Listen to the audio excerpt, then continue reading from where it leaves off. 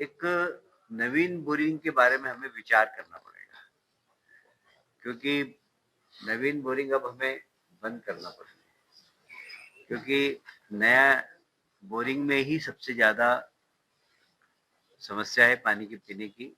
और इसलिए अब कलेक्टर से हमने कहा है कि अब नवीन बोरिंग की परमिशन बिल्कुल भी नहीं दे। ये हमने विशेष आग्रह किया है। अमृत योजना हमारी बहुत ही महत्वपूर्ण योजना है। उसके जो आवश्यक कार्य है उसको तत्काल करके अमृत योजना को जल्दी लागू हो, इस दिशा में नगर निगम तेजी से काम करे। बस इन्हीं बिंदुओं पर चर्चा हुई है। कोई एक आध प्रश्न किसको लेना हो तो ले सकता है। मेरी बात का जो काम सर एक ही क्षेत्र में चल रहा है, क्या उसे पूरे शहर में चलाने की आवश्यकता नहीं लग रही है? क्योंकि अभी एक क्षेत्र में इस तरह की दिक्कतें आई हैं और भी कहीं आ सकती है। शायद आपने मेरी बात को पूरी तरह नहीं सुना। पूरे शहर की मैंने बात की है, 105 टंकियों की बात की है, और उसका हम प्रोटोकॉल निर्धारित करेंगे।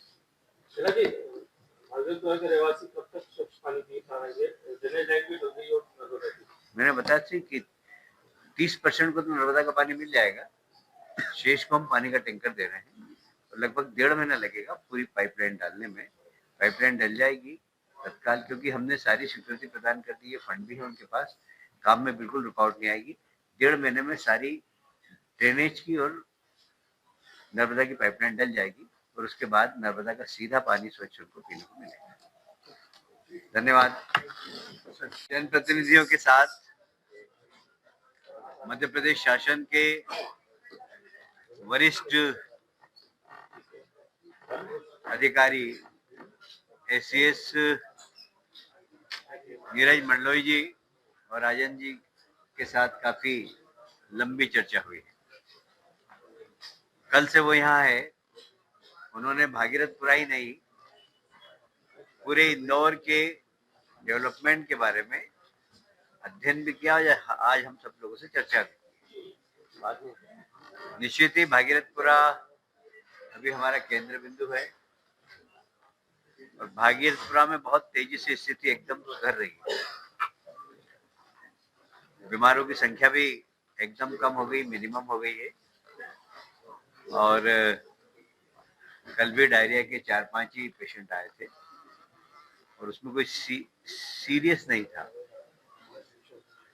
करीब करीब अब स्थिति वहां पर स्वास्थ्य की दृष्टि से नियंत्रण में है, पर उसके बावजूद स्वास्थ्य विभाग के माध्यम से हम प्रत्येक परिवार का स्वास्थ्य परीक्षण करा रहे हैं। भागीरथपुरे के एक एक व्यक्ति का स्वास्थ्य परीक्षण कराने के लिए हमारी पूरी टीम स्वास्थ्य विभाग की वहां पर लगे हुए। लगभग 50-60 हजार लोग जितने भी हैं, सबका स्वास्थ्य परीक्षण करेंगे।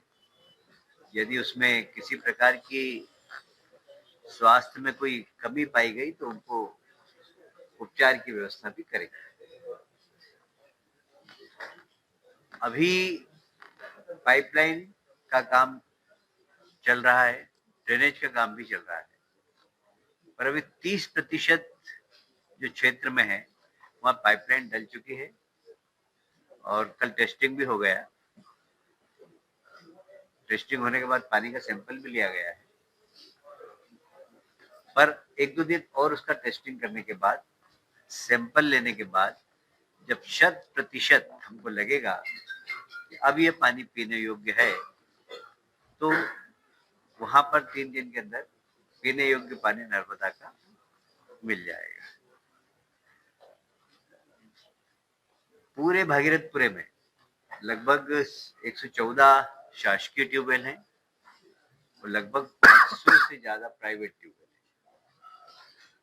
ट्यूबवेल का पानी जब टेस्ट कराने के बाद पीने योग्य नहीं पाया गया है, हमने सभी में क्लोरीनेशन करवाया है। क्लोरीनेशन के बाद वो पानी पीने योग्य है, उपयोगी है।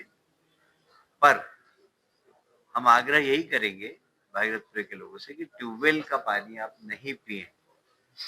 वह सिर्फ साफ सफाई और अन्य काम में ले, पीने का पानी 30% में तो नर्मदा का पानी पहुंच जाएगा। शेष 70% पानी है वो टैंकर से हम नर्मदा का पानी भेज रहे हैं। भले ही टैंकर से पानी आ रहा हो, पर उसके बाद भी हम आग्रह यही करेंगे कि पानी उबाल करती है। हालांकि टैंकर का पानी शुद्ध नर्मदा का है, किसी प्रकार की कोई उसमें कमी नहीं है, पर आग्रह यही करेंगे कि वे पानी बॉईल करके पिए। शहर को लेकर भी आज सभी जनप्रतिनिधियों ने चिंता व्यक्त की थी और बहुत सारे बातें पे चर्चा हुई। आज अधिकारियों की संख्या कम है, कुछ अधिकारी हम डेपुटेशन पे अन्य विभागों से लेकर भी भेजेंगे और आज हमने महापौर जी से और कमिश्नर साहब से कहा है कि आपके पास अधिकार है भर्ती करने के, आप भर्ती करिए और भर्ती करने के लिए कमेटी बना दीजिए कॉम्पिटेंट लोगों की, और जो पद आप भर्ती कर सकते हो उसको भर्ती करने का कार्यक्रम प्रारंभ कर दीजिए। मुझे लगता है कि 3-4 महीने में जो नगर निगम के द्वारा भी सीधी भर्ती की जाएगी। सभी 105 टंकियां हमारे यहाँ नर्मदा की, उस पे पानी के जांच का एक सिस्टम हम खड़ा करेंगे। जब मुझे याद है मैं बहुत छोटा था और नर्मदा जी आई थी, तो नर्मदा जी का एक प्रोटोकॉल था और उस वक्त टंकी पे पानी की जांच होती थी, टेल एंड तक पानी की जांच होती थी। आज हमने निर्देश दिए हैं कि वह प्रक्रिया फिर से चालू है कि सभी 105 टंकियों पर जांच हो। आपको अगर मेन पावर आप रख सकते हैं तो रखिए, नहीं तो आउटसोर्स के माध्यम से शुद्ध पानी शहर में देने के लिए बहुत जरूरी है कि प्रतिदिन हर स्थानों पर पानी का सैंपल लिया जाए, वो पानी प्रदूषित नहीं हो, इसकी नगर निगम चिंता करे। आपके राज्य की खबरें, आपके शहर की खबरें सबसे पहले जानने के लिए देखते रहें अमर उजाला। चैनल को सब्सक्राइब जरूर कर लें और पाएं हर अपडेट।